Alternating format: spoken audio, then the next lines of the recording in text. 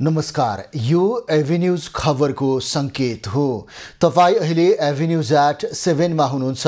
म सुसन रामदाम। प्रारम्भमा मूल खबर। जनताको अवस्था बदल्न सरकार प्रतिबद्ध रहेको प्रधानमन्त्री दाहालको भनाई। निर्दोष नफस्ने, दोषी नउम्कने गरी ऐनहरू संशोधन गर्ने प्रतिबद्धता। कांग्रेस केन्द्रीय समितिको बैठकमा प्रदेश सभापतिहरूको गुनासै गुनासो। पार्टीले भूमिका नदिएको भन्दै नेतृत्वको आलोचना। भद्र कुमारी घले सेवा सदनको भवनमा काठमाडौँ महानगरले चलायो डोजर। भवनमा क्षति नपुर्याउन उच्च अदालत पाटनको अन्तरिम आदेश। आपराधिक घटना न्यूनीकरणका लागि प्रहरीले चलाएका अभियान प्रभावकारी देखिएन। अघिल्लो वर्षको तुलनामा अपराधका घटना बढ्दो। शान्ति सुरक्षा बहाल हुनलाई छ। आर्थिक वर्ष लागेसँगै शेयर बजारमा निरन्तर सुधार। आज नेप्से करिब 11 अङ्कले बढ्यो। 3 अर्ब 34 करोड रुपैयाँ बराबरको कारोबार।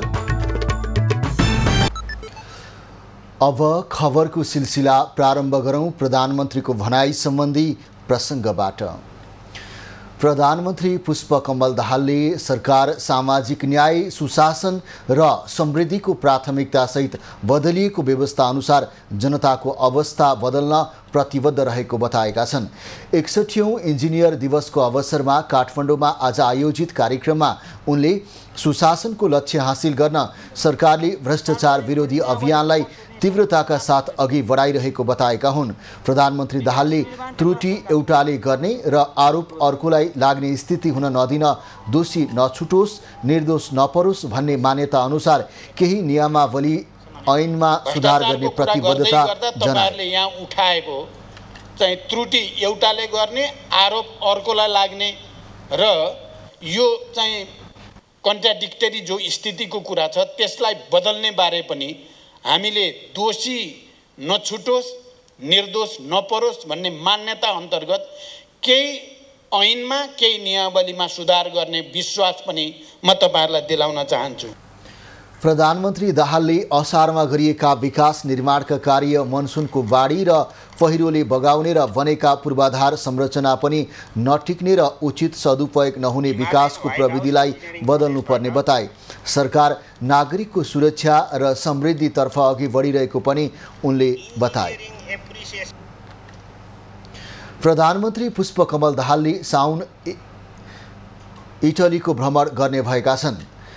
आज बिहान प्रधानमन्त्रीको सरकारी निवास बालुवाटारमा बसेको मन्त्री परिषदको बैठकले प्रधानमन्त्रीको भ्रमण स्वीकृत गरेको हो। संयुक्त राष्ट्र सङ्घको खानी तथा कृषि सङ्गठनको मुख्यालय इटलीमा आयोजना हुने United nations food system summit 2023 मा सहभागी हुनको लागि प्रधानमन्त्री साउन 7 गते इटली जाने भएका हुन्। संयुक्त राष्ट्रसङ्घको खाद्य तथा कृषि सङ्गठनको मुख्यालय इटलीमा आयोजना हुने युनाइटेड नेसन्स फूड सिस्टम 2023 स्टोकिङ मोमेन्टमा सहभागी हुन सम्माननीय प्रधानमन्त्रीज्यू को भ्रमण स्वीकृति गरेको छ। यो पहिला पनि भएको थियो र यसमा प्रतिनिधि मण्डलमा माननीय कृषि तथा पशुपन्छी विकास मन्त्री समेतको प्रतिनिधित्व रहने व्यवस्था भएको छ। प्रधानमन्त्रीसँगै कृषि तथा पशुपन्छी विकास मन्त्री बेदुराम भूषाल सहितको टोली पनि इटली जाने भएको छ। सम्मेलन साउन 8 गतेदेखि 10 गतेसम्म चल्नेछ। प्रधानमन्त्री सहित नेपाली टोली 11 गते स्वदेश फर्कने कार्यक्रम छ। त्यस्तै सरकारले कम्पनी दर्ता र पुँजी वृद्धि गर्दा लाग्ने शुल्क तथा दस्तुरमा छुट तथा परिमार्जन सम्बन्धी सूचना प्रकाशन गर्ने निर्णय गरेको छ। मन्त्री परिषद बैठकले शहीद गङ्गालाल राष्ट्रिय हृदय रोग केन्द्रको सञ्चालक समितिको सदस्यमा डाक्टर रविन मल्ललाई नियुक्त गर्ने निर्णय पनि गरेको छ। नेपाली कांग्रेसका प्रदेश सभापतिहरूले नेतृत्वमाथि गुनासो गरेका छन्। मंगलबारदेखि जारी केन्द्रीय समिति बैठकलाई सम्बोधन गर्दै मधेस प्रदेश सभापति कृष्ण यादवले पार्टीको क्रियाशील सदस्यता अनलाइन प्रणालीबाट दिन नहुने बताए।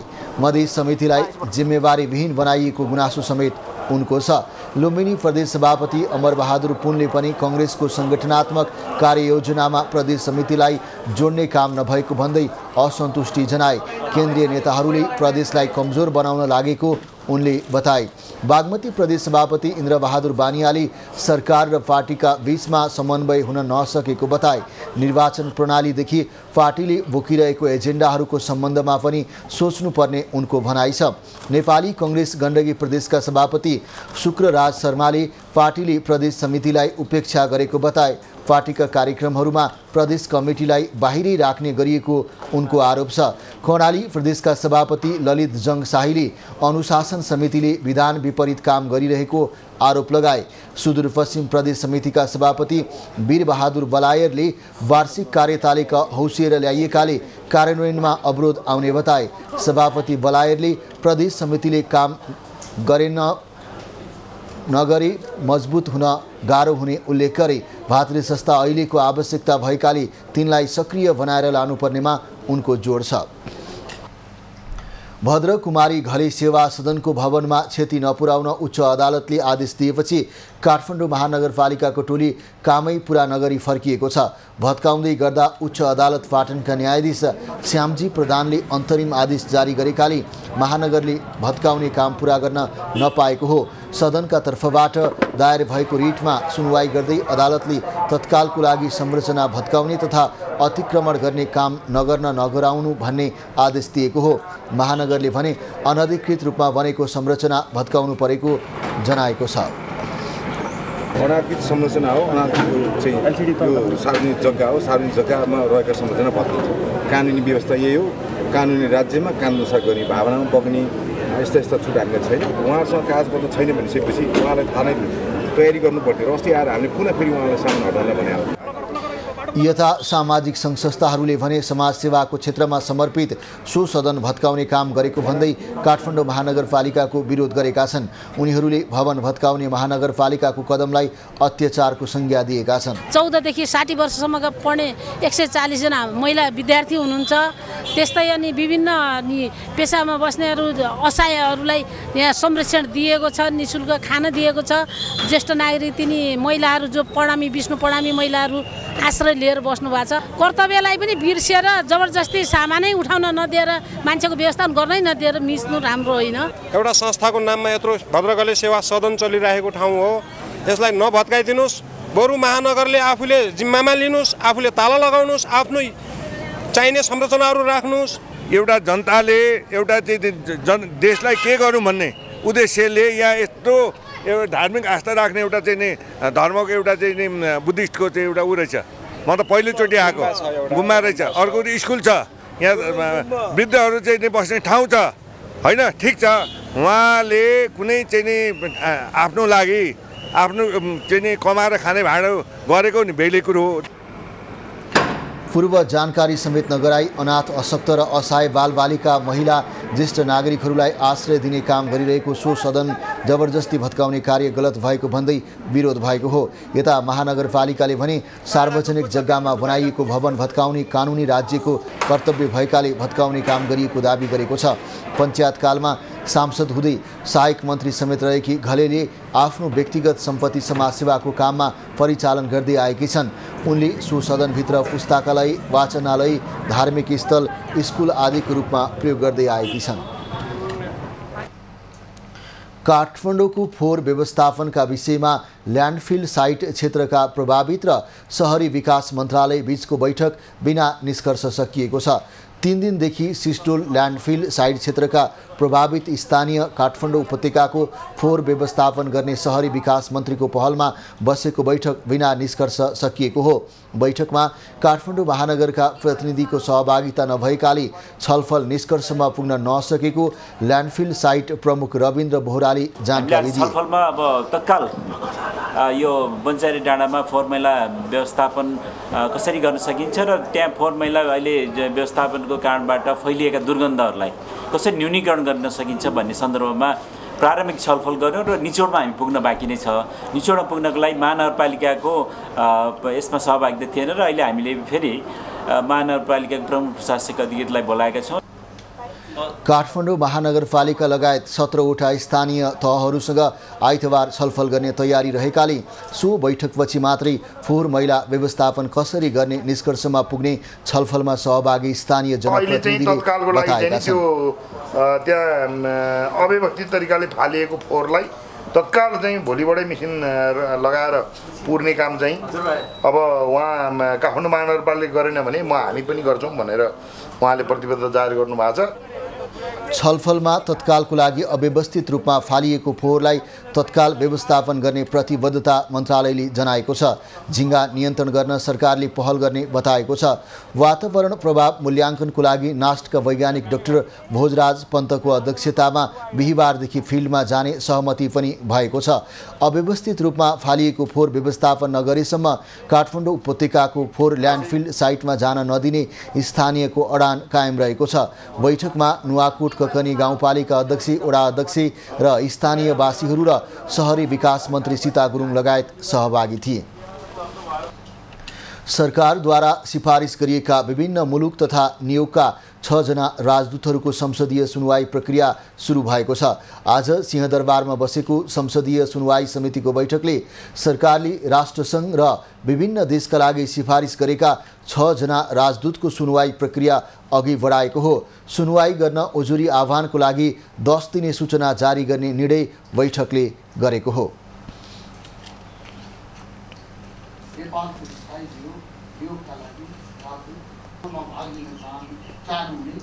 उहाँहरूको सुनवाई प्रक्रियालाई अगाडि बढाउनका लागि यदि उहाँहरूलाई नियुक्त गर्न उपयुक्त छैन भन्ने कसैलाई लागेमा स्पष्ट आधार एवं सबुत प्रमाणसहित 10 दिनभित्र समितिमा सूचना उपलब्ध गराउनका लागि सूचना प्रकाशित गराउने भनेर यो सूचना पनि आज प्रकाशित हुन्छ। साथसाथै प्रक्रिया पनि प्रारम्भ भएको छ। सिफारिस गरेका राजदूत तथा विभिन्न नियोगहरूका प्रतिनिधिहरूको सुनवाईका लागि प्रष्ट आधार र सबुत प्रमाणसहित उजुरी दिनको लागि 10 दिने सूचना जारी गर्ने प्रस्ताव बैठकले पारित गरेको हो। केही दिन अघि सरकारले अमेरिकाको न्युयोर्क स्थित संयुक्त राष्ट्र सङ्घको नेपाल नियोगमा आवासीय प्रतिनिधि तथा राजदूत लोकबहादुर थापा, जेनेवा स्थित संयुक्त राष्ट्र सङ्घीय नेपाली नियोगका आवासीय प्रतिनिधि रामप्रसाद सुवेदी, संयुक्त अरब इमिरेट्सका लागि राजदूतमा सिफारिस तेजबहादुर छेत्री, कुवेतका लागि प्रस्तावित राजदूत घनश्याम लम्साल, थाइल्यान्डका लागि प्रस्तावित राजदूत धनबहादुर ओली र फ्रान्सका लागि प्रस्तावित राजदूत सुधीर भट्टराईको नाम प्रस्ताव गरेको थियो। मन्त्री परिषदले सिफारिस गरेका राजदूतहरू संसदीय सुनवाई समितिबाट अनुमोदन भएपछि राष्ट्रपतिले नियुक्त गर्ने संवैधानिक व्यवस्था छ। आपराधिक घटना न्यूनीकरणको लागि प्रहरीले विभिन्न योजनाहरू अघि बढाए पनि आपराधिक घटनामा भने वृद्धि भइरहेको तथ्याङ्कले देखाएको छ। प्रहरीको तथ्याङ्कले आपराधिक घटनामा वृद्धि भएको देखिए पनि प्रहरीको केन्द्रीय अनुसन्धान ब्युरो CIBले भने प्रहरीको सक्रियताका अपराध न्यूनीकरण भएको दावी गरेको छ।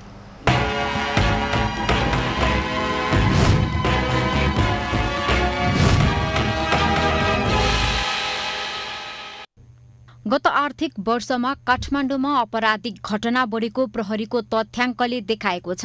प्रहरीको तथ्याङ्क अनुसार आर्थिक वर्ष 2078-79 को तुलनामा 2079-80 मा अपराधका घटना बढेको देखिएको छ। 2078-79 मा 8977 मुद्दा दर्ता भएकोमा पछिल्लो आर्थिक वर्षमा 13464 पुगेको देखिन्छ। तर केन्द्रीय अनुसन्धान ब्युरो CIBले भने प्रहरीको सक्रियता र क्रियाशीलताका कारण आपराधिक घटनामा कमी आएको दावी गरेको छ। पछिल्ला दिनहरूमा हाम्रा गतिविधिहरू पक्कै पनि प्रहरीका गतिविधिहरू र प्रहरी क्रियाशील हुँदा सक्रिय रहँदाखेरि आपराधिक घटनाहरू र घटनाहरूमा कमी आउनु र शान्ति सुरक्षा बहाल हुनलाई चाहिँ अथवा बलियो हुनलाई मजबुत हुनलाई त्यसले टेवा पुग्ने कुरा चाहिँ त्यो यथार्थ हो। केन्द्रीय अनुसन्धान ब्युरोमा आर्थिक वर्ष 2079-80 मा 50 भन्दा बढी मुद्दाहरू दर्ता भएका थिए। CIBले आर्थिक वर्ष 2079-80 मा विभिन्न प्रकारका जघन्य तथा संगठित अपहरण तथा शरीर बन्धक, बैंकिङ कसुर, लिखित सम्बन्धी कसुर लगायत विभिन्न आपराधिक अनुसन्धानमा सफलता हासिल गरेको छ। गत वर्ष CIBले हेरेका 43 वटा मुद्दामा स्वदेशी र विदेशी गरी 122 जना पक्राउ परेका छन् भने 8वटा मुद्दा अनुसन्धानकै क्रममा रहेका छन्। 43वटा मुद्दाहरू त हामीले टुङ्गाइसकेको अवस्था हो र जुन मुद्दाहरू नटुङ्गिएका मुद्दाहरू छन् ती मुद्दाहरू अहिले चालु अवस्थामा छन् र त्यसलाई यो वर्षमा आर्थिक वर्षमा हामी टुङ्गाउँछौँ। अहिले मोटामोटीमा हामीसँग लगभग अहिले बहुचर्चित मुद्दा त ललिता निवास मुद्दा एउटा छ र सँगसँगै हामीसँग लगभग 7-8वटा ती मुद्दाहरू रहेका छन्। गत वर्ष सिआइबीले ललिता निवास प्रकरण, शिवशिखर सहकारी लगायतका मुद्दामा छानबिन अघि बढाइरहेको छ। पछिल्लो समय प्रहरीमा बैंकिङ कसुर, अनलाइन प्रविधिबाट देखा परेका आर्थिक अपराधका मुद्दा बढेका छन्। साइबर अपराध र अनलाइन ठगीका घटनाहरू पनि उत्तिकै भएका छन्। चोरी, सङ्गठित आर्थिक अपराध, सामाजिक, महिला तथा बालबालिका विरुद्धका र सवारी सम्बन्धी अपराध पनि बढेका छन्।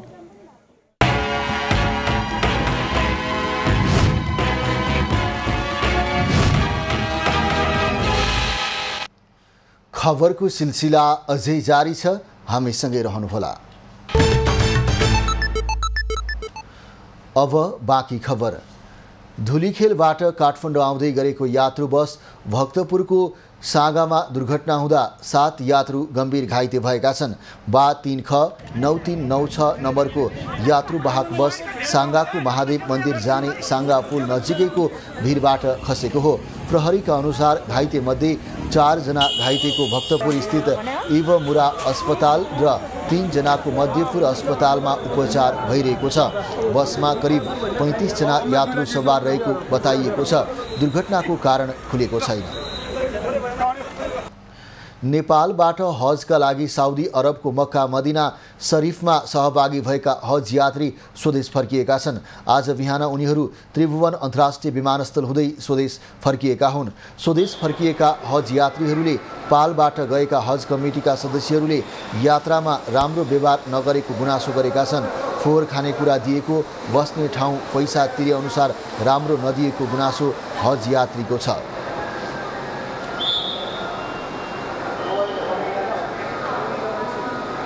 32 दिन हामी मक्कामा बस्यौँ। बस्दा एकचोटि तन्ना उसले फेरिआएको थियो। खानासाना पनि त्यतिको गुणस्तरीय थिएन। त्यस पछाडि हामीले फेरि मदिनामा ल्याउँदा पनि त्यस्तै थियो। कुनै रेस्पोन्स राम्रो भएन। त्यहाँ मक्कामा जे गर्यो दुख दियो सुख दियो जे पनि गर्यो, मदिनामा पनि त्यस्तै गर्यो। अब चाहिँ हाम्रो मेन काम मेरो पानी थियो, जमजमको पानी 8 रियाल लिएछ। मदिनामा 8 रियाल लिएछ। यो पानी चाहिँ जहाजमा तुरन्त साथ बेच्नुपर्छ। अरूलाई बेच्यो, अरूलाई दिएन। त्यहाँ पैसा तिरेको बापत चाहिँ हामीले चाहिँ सुविधा चाहिँ सेवा पाएनौँ। गाडीको एउटा चाहिँ के हुन्छ भने गाडीको चाहिँ पैसा तिरेछौँ हामीले 1200 समथिङ रियाल तिरेछौँ। गाडी हामीलाई चाहिँ 5-7-10 दिन चाहिँ गाडीको सुविधा दियो। त्यसपछि चाहिँ गाडी चाहिँ कटौती गरिदियो। खाना चाहिँ तपाईँको सडेको चाहिँ चामलहरू खुवाउँथ्यो, तपाईँको चाहिँ मासुहरू खुवाउँथ्यो। यस्तो किसिमले कोही खाना नखाने, खाना खाएको मान्छेहरू 4 जना हस्पिटलाइज भयो।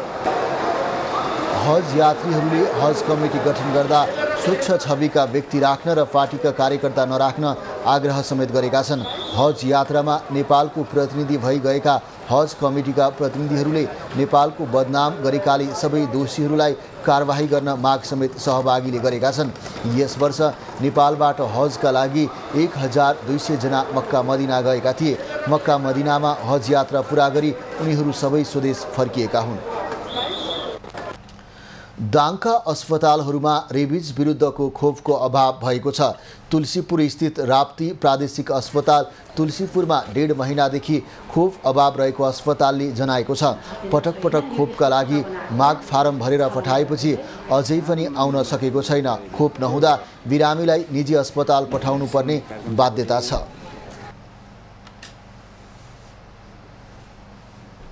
अकालमै मृत्यु हुन्छ नि अब रेबिजै भएको अब जनावरले टोकेको अवस्था छ भनेदेखि त अब मृत्यु भएन नै भनेर भन्न सकिने अवस्था छैन। नत्र अब हामीले विशेष गरी अब यो लगाउनु पछाडि सावधानी अपनाएको हो, प्रोफाइलेक्सिस रूपमा अब चाहिँ दिने हो। अब लाखौँ जनतामा पनि एकजना मान्छे मात्रै मऱ्यो भने पनि अब त्यो चाहिँ राज्यको लागि एउटा चाहिँ ठुलो नोक्सान हुन्छ। अब त्यसले गर्दाखेरि एकजना मात्रै अब लस भयो भने अब दुःखको कुरा हो र यो अब चाहिँ चाँडै उपलब्ध भयो भने राम्रो हुन्छ। खोप दाङमा मात्र नभई प्रदेशका सबै सरकारी अस्पतालहरूमा अभाव रहेको छ। केन्द्रबाट आउने समस्या लाग्ने भएकाले तत्काल समस्या समाधानको लागि खोप खरिद गर्ने तयारी भइरहेको प्रदेश स्वास्थ्य मन्त्रालयले जनाएको छ। अहिले गाउँमा गएर एकपल्ट फेरि कुकुरले टोक्दै हिँड्यो भने गाउँैभरि हिँड्ने भए हुनाले केही चाहिँ स्टक पनि राख्न पर्ने अवस्था, किन भयावह अवस्था आउन सक्छ भनेर त्यो स्टक पनि राख्न पर्ने भएका कारणले हामीले तत्कालीन रूपमा काम चलाउनका लागि 1-2 1500 2000 जति भाइले हामीले इन्जेक्सन खरिद गर्ने प्रक्रियामा अगाडि जानका लागि मोटामोटी मौखिक हाम्रो सहमति भएको छ र त्यसलाई अगाडि बढाएर लुम्बिनी प्रदेशभित्र त्यो इन्जेक्सनको हामीले सुलभ रूपमा उपलब्धता गराउने र त्यहाँसम्म केन्द्रबाट आयो भने त्यसलाई अझ सहजता हुन्छ। अस्पतालमा रेबिज विरुद्धको निःशुल्क खोप पाइन्छ, तर सरकारी अस्पतालमै खोप अभाव भएपछि निजी अस्पताल पठाउनुपर्ने अवस्था रहेको छ। निजी अस्पतालले एउटा खोपको 700 रुपैयाँसम्म लिने गरेका छन्। लुम्बिनी प्रदेशमा अहिले 580 भाइल खोप मात्रै रहेको प्रदेश स्वास्थ्य मन्त्रालयले जनाएको छ। नेपालमा डेङ्गु देखा परेको 19 वर्षपछि सरकारले स्पष्ट वार्षिक कार्ययोजना बनाई लागू गरेको छ। नियन्त्रणको लागि स्पष्ट वार्षिक कार्ययोजना बनाई 77वटै जिल्लामा कार्यान्वयनका लागि पठाइसकेको स्वास्थ्य मन्त्रालय अन्तर्गतको एपिडेमियोलोजी तथा रोग नियन्त्रण महाशाखाले जनाएको छ। बढी जोखिम भएका 92वटा स्थानीय तहमा एक्सन प्लान सहित विशेष सर्कुलर समेत जारी भएको छ। डेङ्गु संक्रमण तराईबाट पहाड हुँदै अहिले हिमाली क्षेत्रमा समेत देखिन थालेको छ। बढी जोखिम भएका जुन ठाउँहरू छन् काठमाडौँ, भक्तपुर, ललितपुर र चितवन, मकवानपुर, यो 4-5वटा जिल्लामा हामीहरूले स्थानीय निकायका सरकारवालाहरू, स्थानीय निकायका जनप्रतिनिधिहरू, स्वास्थ्यकर्मीहरू, त्यसपछि गएर त्यहाँका चाहिँ सञ्चारकर्मीहरू, अनि त्यसपछि यो स्वास्थ्य शाखाका प्रमुखहरू लगायतसँग हामीले बसेर कार्यक्रम गरिसकेका छौँ, छलफल गरिसकेका छौँ। उहाँहरूको आफ्नो जिम्मेवारी सहितको हामीले चाहिँ एउटा कार्ययोजना उहाँहरूलाई पनि दिइसकेका छौँ। डेङ्गु नियन्त्रणको लागि स्थानीय सरकारले लाभ्रा खोज र नष्ट गर अभियान सञ्चालन गर्नुपर्ने चिकित्सकहरूको भनाइ छ। डेङ्गु संक्रमणले प्रकोपको रूप लिएकाले आगामी वर्ष डेङ्गुको जोखिम झनै बढ्न सक्ने उनीहरूको चेतावनी छ। पछिल्लो समयमा चाहिँ नेपालमा जीवनशैली परिवर्तनसँगै चाहिँ घर घरमा गमलाहरू राख्ने चलन छ, फुलबारी चाहिँ अब बनाउने चलन छ। खेती नै कतिपयको घरहरूमा गरेको देखिन्छ। त्यो राम्रो कुरो हो, तर त्यहाँ चाहिँ पानी जम्ने वातावरणहरू चाहिँ अलिक बढ्दै गएको छ। यो विकसित देशहरूमा देखिएको कुरा हो। त्यहाँ चाहिँ एकदम अरू सबै व्यवस्थित भए तापनि घर घरमा गमलामा यो देखिएको अवस्था छ। त्यो चाहिँ आगामी दिनहरूमा देखिने सम्भावना बढी छ। सरकारले बनाएको कार्ययोजनामा भेक्टर नियन्त्रण, लामखुट्टेको वृद्धि विकास रोक्ने उपाय, उपचार पद्धति, स्थानीय तह, रेडक्रस लगायतका स्वास्थ्यसँग सम्बन्धित संस्थाहरूको भूमिका बारेमा स्पष्ट पारिएको छ। सामान्यतया डेङ्गु वर्षा र वर्षापछिको समयमा बढी देखिन्छ। नेपालमा सन् 2004 मा डेङ्गु संक्रमण पुष्टि भए यता लगातार बढिरहेको छ। सबैभन्दा धेरै गत वर्ष 54,700 मा डेङ्गु संक्रमण देखिएको थियो। वैदेशिक रोजगारीमा जान लागेका कामदारलाई अध्यागमन विभागले फिर्ता पठाएकोमा मानव अधिकार आयोगले आपत्ति जनाएको छ। आयोगले आज एक विज्ञप्ति प्रकाशित गर्दै श्रम स्वीकृति लिएर विदेश जानेलाई विमानस्थलबाट फर्काइएको घटनाप्रति ध्यानाकर्षण भएको जनाइएको हो।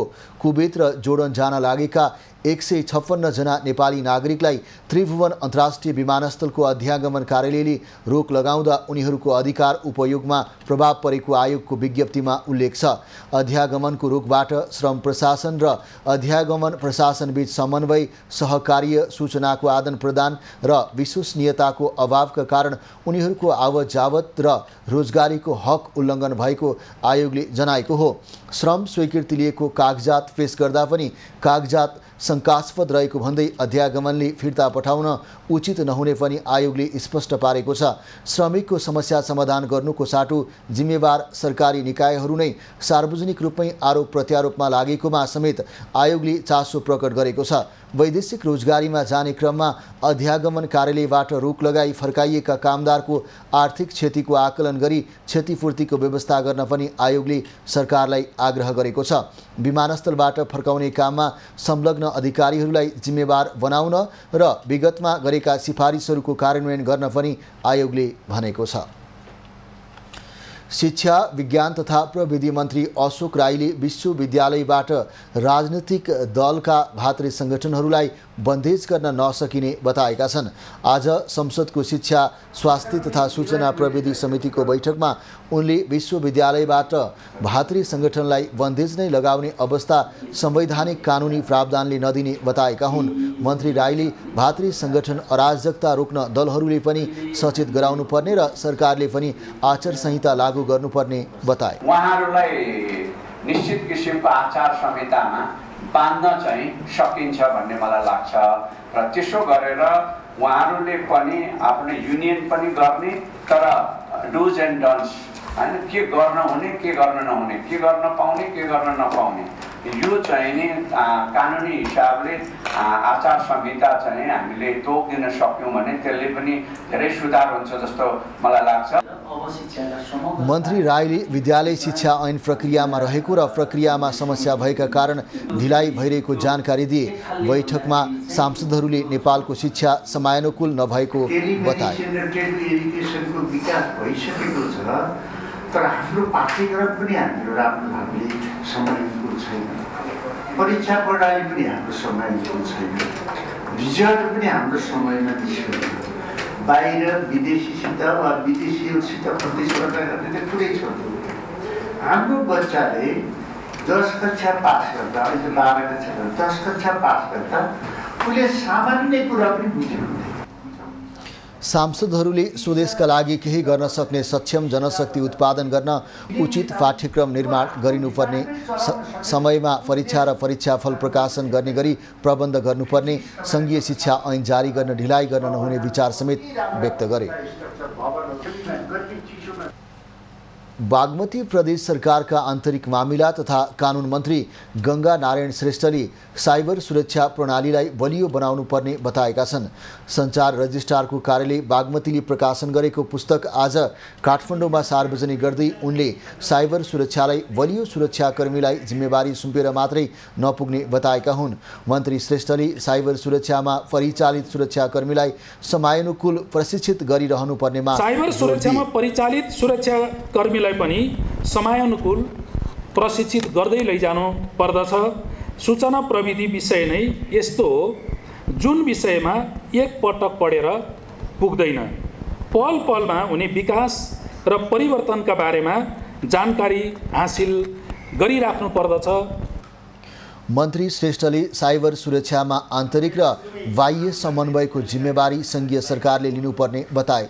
नागरिक तहसम्म सचेतना फैलाउने काम प्रदेश र स्थानीय तहले गर्नुपर्नेमा उनको जोड छ।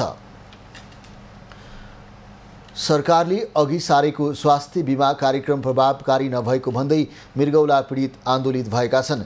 मृगौला पीडित सरोकार समाजको अगुवाईमा पीडितले आज काठमाडौँको माइती घरमा प्रदर्शन गरेका हुन्।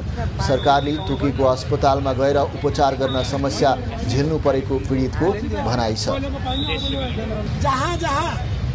यो एमालेको सरकार थियो, जहाँ जहाँ यो काङ्ग्रेसको अर्को सरकार थियो, यसमा जुन मेयरहरू हुनुहुन्छ या कर्मचारी हुनुहुन्छ उहाँको लापरवाहीको कारणले बिमारीले पाएनन्। मृगौला पीडित बिरामीसँग सरकारी अस्पतालले अन्य बिरामीभन्दा चर्को शुल्क असुलेको पीडितको आरोप छ। त्यस्तै खोप पनि महँगोमा किन्नु परेको पीडितको भनाइ छ। पीडितहरूले समस्याको समाधान गर्न स्वास्थ्य बिमा बोर्डको समेत ध्यान आकर्षण गराएका छन्। देशभर 7,300 जना मृगौला पीडितले नियमित उपचार गराइरहेका छन्। तीमध्ये 6,700 जनाले अस्पतालमा नियमित डायलाइसिस गराउँदै आएका छन्। अब पालो एभिन्यू चाट बिजनेसको। शेयर बजारमा आज दोहोरो अङ्कको वृद्धि देखिएको छ। आज नेप्सी परिसूचक 11.17 अङ्कले बढेर 2165.24 बिन्दुमा पुगेको हो। सेन्सिटिभ परिसूचक 3.33 अङ्कले बढेर 410 अङ्कमा पुगेको छ। परिसूचक बढ्दा कारोबार रकम भने अघिल्लो दिनको तुलनामा करिब 20 करोड घटेको छ। आज 260 कम्पनीका 86,74,000 किता सेयर 3 अर्ब 34 करोडको कारोबार भएको छ। आज 73 कम्पनीको सेयर मूल्य बढेको छ भने 131 कम्पनीको सेयर मूल्य घटेको छ। कारोबार रकमका आधारमा युनाइटेड अजुर, NIC, Asia bank, Shivam, first time micro finance र हिमालयन लाइफ इन्सुरेन्स कम्पनी क्रमशः अगाडि रहेका छन्। VPW लघुवित्तको मूल्य 10% र विशाल बजार कम्पनीको 7% बढेको छ। त्यस्तै युनाइटेड अजुर इन्सुरेन्सको मूल्य 6.5 र वोटलर्स नेपाल तराईको मूल्य 6% बढेको छ। आज 13 वटा कम्पनीको मूल्य स्थिर रहेको छ। 13 मध्ये 5 उपसूचक समूह बढ्दा बाँकी समूहको सेयर मूल्य घटेको छ। आज बैंकिङ उपसमूह 2.31% र व्यापार 4.8% ले बढे। अङ्कका आधारमा बैंकिङ 29, विकास बैंक 49, उत्पादन 66 र व्यापार 128 अङ्क बढे। फाइनेन्स 18, होटल तथा पर्यटन 37, जल विद्युत 19, जीवन बिमा 48, माइक्रो फाइनेन्स 20, निर्जीवन बिमा 1 र अन्य उपसमूह 15 अङ्क घटेका छन्। देशभरका झण्डै 14,000 सहकारीका बचतकर्ता आफूले बचत गरेको रकम फिर्ता हुनुपर्ने माग गर्दै आन्दोलनमा उत्रिएका छन्। सहकारी पीडित बचतकर्ता महासङ्घको अगुवाईमा पीडितले केही दिनदेखि काठमाडौँ माइतीघर मण्डलामा रिले अनसन जारी राखेका हुन्। सहकारी संस्थामा जम्मा गरेको बचत रकम फिर्ता हुनुपर्ने मागसहित करिब 2 महिनादेखि राजधानी केन्द्रित आन्दोलन जारी छ। काठमाडौँको माइतीघर मण्डलामा बसेर जेठ 20 गतेदेखि आन्दोलनरत सहकारी पीडितले केही महिनादेखि आन्दोलनको स्वरूप फेरेर रिले अनसन गरिरहेका छन्।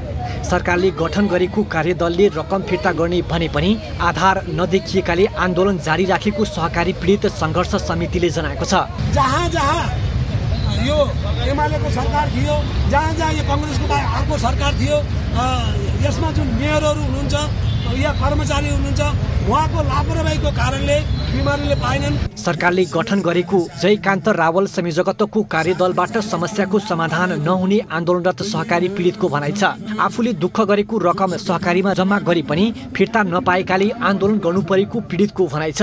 लामो समयसम्म आन्दोलन गर्दा पनि सरकारले आफ्ना मागमा ध्यान नदिएको सङ्घर्ष समितिको भनाइ छ। प्रतिवेदन बुझाउनुभयो, न त यहाँ एक दिन आएर पीडितसँग उहाँले बुझेर यो कारणले आउँछ भनेर उहाँले बताउन सक्नुभयो, न पीडितको पीडा सुन्नुभयो। त्यही कारणले उहाँको आयोगपट्टि हाम्रो विश्वासै छैन। त्यही भएर हामीले कुनै आधार नदेखेर हामीले आन्दोलनको स्वरूप परिवर्तन गरेर अहिले रिले अनसनमा हामी आएका छौँ। महासङ्घले जेठ 20 गतेदेखि माइतीघर मण्डलामा धरना बचत फिर्ता गराउन माग गर्दै बानेश्वर, सिंहदरबार लगायतका ठाउँमा प्रदर्शन गर्दै आएको छ। धरनामा ओरिएन्टियल, कान्तिपुर, शिवशिखर, गौमत्री, इमेज लगायत 5 दर्जन सहकारी पीडितको संलग्नता छ। देशभरिका 32,000 सहकारी मध्ये 14,000 सहकारीबाट 73 लाख नागरिक ठगिएका छन्। अहिलेसम्म देशभर 73 लाख नागरिकको 65 अर्ब रुपैयाँ भन्दा बढी रकम सहकारी सञ्चालकले ठगेको तथ्याङ्क छ। राजेश चन्द्र राजभण्डारीको रिपोर्ट। अब पालो एभिन्यू जाट कृषिको।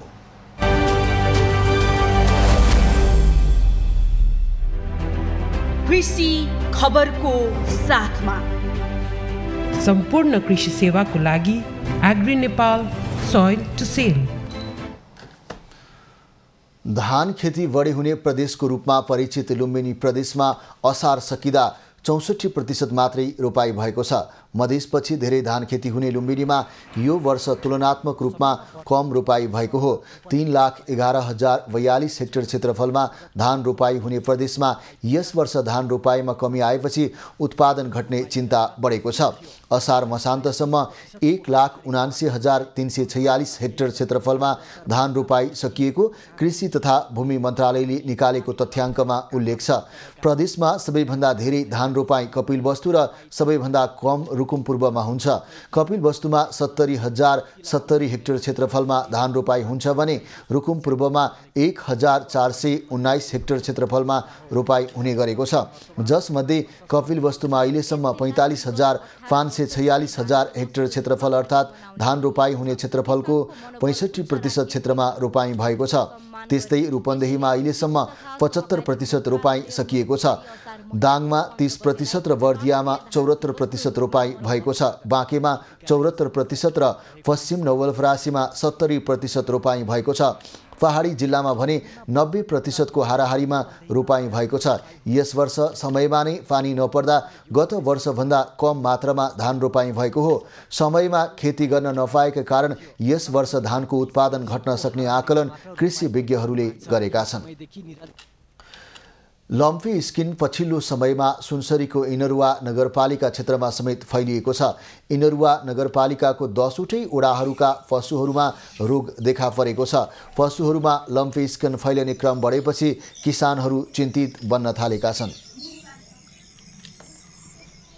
ना कुछ नहीं बोल रहे उसको पूछलिए कि मैं कथी चीज कल के वायरस से मतलब ये भरखर चल रही है एक रोग के लगी अब रोग पर साल है तो एक वैक्सीन निकलते से आखिन लगी तो कोनो दवाई नहीं चाहिए यह दवाई सब चल गई पड़ते ये में जे हो चाहे निक हो खराब हो कह के वो सब चला दिल। लम्फी स्किन नगर क्षेत्रमा फैलिन थालेपछि इनरुवा नगरपालिकाले आपतकालीन बैठक राखेर औषधि उपचार र सचेतना अभियान अघि बढाएको छ। हाटहरूमा पशु बिक्रीमा पनि रोक लगाइएको हो र यो अलिकति हाम्रो इनरुवामा सार्न सक्ने ठाउँ भनेको हटिया पनि हो। त्यसकारणले अबको दिनमा जुन हटियाहरू लाग्छ त्यो हटियाहरू पनि हामी यो गाईबस्तुको हटिया चाहिँ तत्कालीन बन्द गर्ने काम चाहिँ गर्दैछौँ अहिले र आजबाट चाहिँ सूचना निकालेर प्रत्येक वार्डमा गएर मान्छेहरूलाई चाहिँ कसरी यसलाई चाहिँ उपचारहरू गर्न सकिन्छ कसरी के गर्न सकिन्छ भन्ने कुराहरूको जानकारी गराउँछौँ। इनरुवा क्षेत्रमा भैँसीमा कमै मात्र लम्पी स्किन देखिए पनि गाई गोरु बाछा बाछीमा भने तीव्र रूपमा सङ्क्रमण देखिएको छ। लम्पी स्किनको खासै औषधि नभएका कारण रोग लाग्न नदिन सावधानी अपनाउनु पर्ने प्राविधिकहरूको भनाइ छ। खबरको सिलसिला अझै जारी छ, हामीसँगै रहनुहोला। अब पालो एभेन्यू चाट स्पोर्ट्सको। व्यावसायिक फुटबल खेल्न इजरायल जान लागेकी नेपाली महिला राष्ट्रिय फुटबल टोलीकी फरवार्ड सावित्रा भण्डारीलाई विदाई गरिएको छ। आज युवा तथा खेलकुद मन्त्रालयमा एक कार्यक्रम आयोजना गरी उनलाई विदाई गरिएको हो। विदाई कार्यक्रममा भण्डारीले एसियाबाट युरोप लिगमा खेल्न जाँदै गर्दा आफूसँग चुनौती भए पनि त्यसलाई स्वीकार्न तयार रहेको प्रतिक्रिया दिइन्।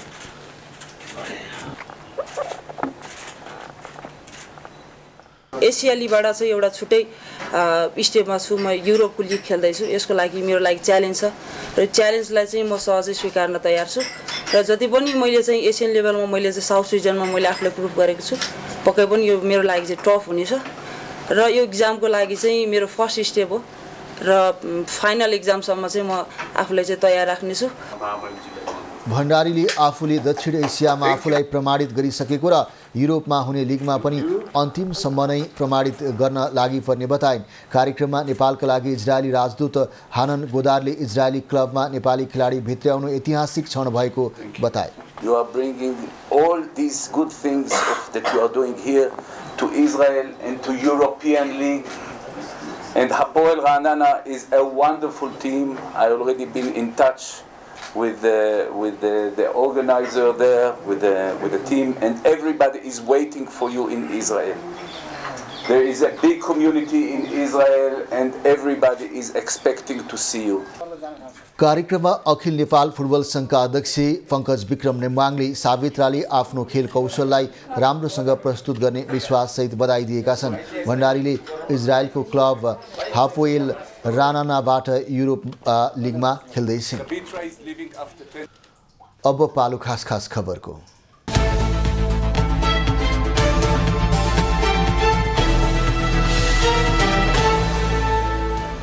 ललिता निवास प्रकरण बन्दी प्रत्यक्षीकरणको रिट निवेदनमाथि आज पनि सुनवाई भएन।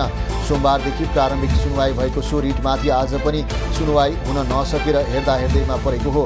ललिता निवास जग्गा हिनामिना प्रकरणमा कृत्य गरेको अभियोगमा सचिव कृष्ण बहादुर राउत लगायत पक्राउ गरी अनुसन्धान सुरु गरेपछि सर्वोच्चमा बन्दीको रिट निवेदन दायर भएको हो। प्रधानमन्त्री पुष्पकमल दाहालले आज बुढी गण्डकी जल विद्युत कम्पनी लिमिटेडको फिल्ड कार्यालय उद्घाटन गरेका छन्। गोर्खाको गण्डकी गाउँपालिका स्थित शिवलेनी टारमा उनले कार्यालय उद्घाटन गरेका हुन्। उद्घाटन गर्नुअघि प्रधानमन्त्री दाहालले बुढी गण्डकी जल विद्युत निर्माण क्षेत्रको निरीक्षण गरेका थिए। संघीय सांसदलाई जनही 5 करोड दिने सरकारी कार्यक्रम विरुद्ध सर्वोच्च अदालतमा रिट दायर भएको छ। आज अधिवक्ता सागर बराल, सौगात राज बराल र कानुनका विद्यार्थी अविनेश अधिकारीले सर्वोच्च अदालतमा रिट निवेदन दर्ता गराएका हुन्। रिटको साउन 4 गतेका लागि पेशी समय तोकिएको छ। आर्थिक वर्ष 2080-81 को आयव्ययको वक्तव्यको बुँदा नम्बर 425 उल्लेखित निर्वाचन क्षेत्रका लागि 5 करोड विनियोजन गर्ने गरी संसदीय पूर्वाधार विकास कार्यक्रम सम्बन्धी व्यवस्था नगराउन अन्तरिम आदेशको माग गरिएको छ। नेपाली सांसदहरूले संयुक्त राष्ट्र सङ्घको मुख्यालय न्युयोर्कमा बसेको उच्चस्तरीय राजनीतिक मञ्च अन्तर्गतको संसदीय बैठकलाई सम्बोधन गरेका छन्। नेपालको तर्फबाट प्रतिनिधित्व गरेका महेश बर्तौला र माधव सापकोटाले बैठकलाई सम्बोधन गरेका हुन्। सो क्रममा उनीहरूले राष्ट्रसङ्घले अघि सारेको दिगो विकास लक्ष्य कार्यान्वयनका लागि सक्दो प्रयास गरिरहेको बताए। यस वर्षको कक्षा 12 को परीक्षाफल साउन महिनाको अन्तिम साता प्रकाशन हुने भएको छ। राष्ट्रिय परीक्षा बोर्डले परीक्षाफल साउन अन्तिममा प्रकाशन गर्ने तयारी भइरहेको जानकारी दिएको हो। परीक्षामा करिब 4,67,389 परीक्षार्थी सहभागी भएका छन्। राष्ट्रिय सतर्कता केन्द्रले सार्वजनिक पद धारण गरेका पदाधिकारी तथा कर्मचारीलाई सम्पत्ति विवरण बुझाउन आग्रह गरेको छ। भ्रष्टाचार निवारण ऐन अनुसार सार्वजनिक पद धारण गरेका व्यक्ति तथा कर्मचारीलाई आर्थिक वर्ष 2079-80 को सम्पत्ति विवरण बुझाउन केन्द्रले आग्रह गरेको हो। आर्थिक वर्ष सुरु भएको मितिले 60 दिनभित्र सम्पत्ति विवरण बुझाउनु पर्ने नियम छ। सिना मङ्गल स्थित खोटाङ हलेसी सुनचाँदी पसल अगाडि शङ्कास्पद वस्तु राख्ने व्यक्तिलाई प्रहरीले पक्राउ गरेको छ। ती व्यक्तिको परिचय भने खुलाइएको छैन। यसअघि नेपाल प्रहरी र नेपाली सेनाको टोलीले उक्त वस्तु निष्क्रिय पारिसकेको छ। पसलका सञ्चालकलाई बुधबार बिहान नचिनेको नम्बरबाट फोन गरेर पैसा मागिएको थियो। त्यसपछि उनको पसल अगाडि शङ्कास्पद वस्तु राखिएको प्रहरीको भनाइ छ। स्याङ्जामा ज्यान मुद्दामा कैद सजाय तोकिएर फरार रहेका 2 जना प्रतिवादीलाई प्रहरीले पक्राउ गरेको छ। कर्तव्य ज्यान मुद्दामा 22 वर्षदेखि फरार भिरकोट नगरपालिका 7 का 43 वर्षीय जमुना अर्याल र सवारी ज्यान मुद्दामा 18 वर्षदेखि फरार बिरुवा गाउँपालिका 4 का 54 वर्षीय दुर्गाबहादुर गुरुङलाई प्रहरीले पक्राउ गरेको हो। नेपाली बजारमा सुनको भाउ आज 600 रुपैयाँले बढेको छ। नेपाल सुनचाँदी व्यवसायी महासङ्घका अनुसार आज छापावाला सुन प्रति तोला 1,13,100 र तेजाबी सुन 1,12,550 कायम भएको छ। चाँदीको मूल्य बढेर 1,490 रुपैयाँ कायम भएको छ। अब पालो एभिन्यूज एट मौसमको।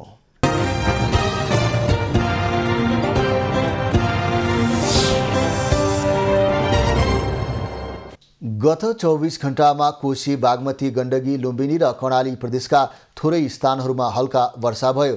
आज राति देशभर आंशिकदेखि सामान्य बदली रहनेछ।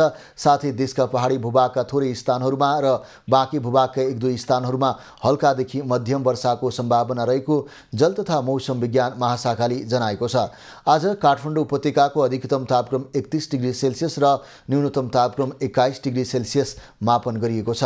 आज देशभरको मौसम कस्तो रह्यो त हेरौँ विभिन्न स्थानको मौसमी अवस्था।